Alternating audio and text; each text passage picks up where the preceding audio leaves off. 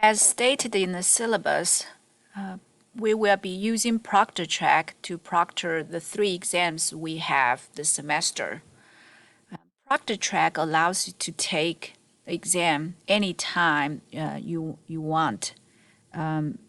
So different students will get different versions, but they're going to be problems very similar to the ones you did in your practice exam. So for example, the first one will be solving a linear equation involving only integers, and the second one will be solving a linear equation involving fractions, and the third one will be linear equation involving decimals, and so on. But different students may get different numbers. For example, maybe you could get 4 here and 1 here and a 9 here, and maybe the other students will get say 7 here and 3 here. So the type will be exactly the same. So you won't get a more difficult version than the other students. Okay, and under week 5, I posted Proctortrack student guide. So you can download this document and read the document before you take the onboarding exam. I believe that you have to have your ID before you take the onboarding exam. And so there are other things, the requirements of the computer and the things that you need to know. And the onboarding exam has no points. It's just trying to get you ready for taking the first exam, which is scheduled next week. So this first exam can be taken anytime during next week. So you have the whole week to do it. And you cannot take the exam here. If you click on that, it will ask and try to begin, you will ask your password. You won't be able to take it from Blackboard. So what you have to do, you have to go to Tools and find Proctortrack and click on that. It takes, if it's the first time, it might take you maybe 30 seconds to load. And so you have to pass the onboarding exam before you take the first exam. And you click on go to test, and you need to follow the instructions here, and you download the app, the software, and you will be able to take the exam from here.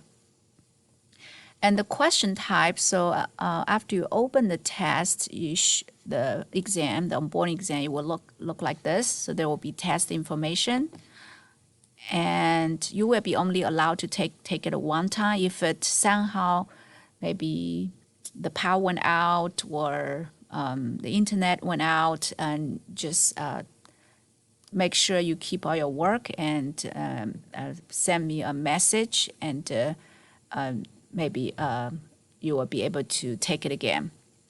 And this, so here we have different questions on the onboarding exam, multiple choice or fill in blank or short answer question.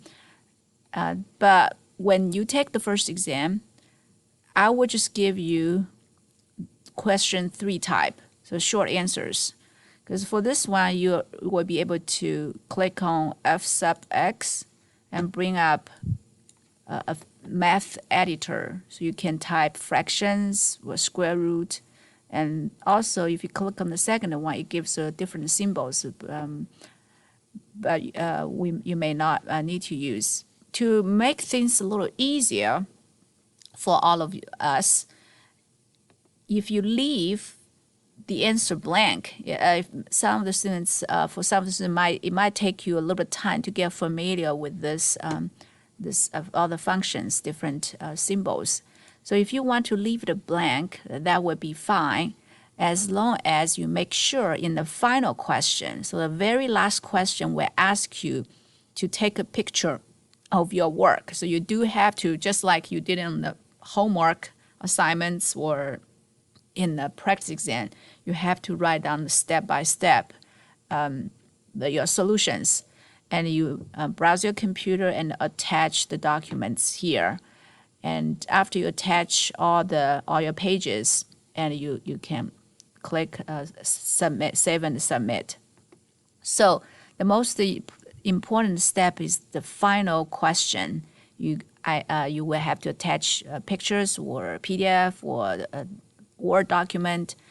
The first, we will have 23 questions, and they will be similar to what you see on the practice exam.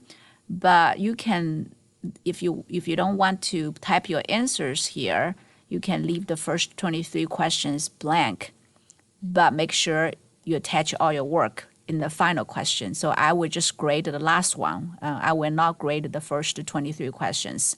And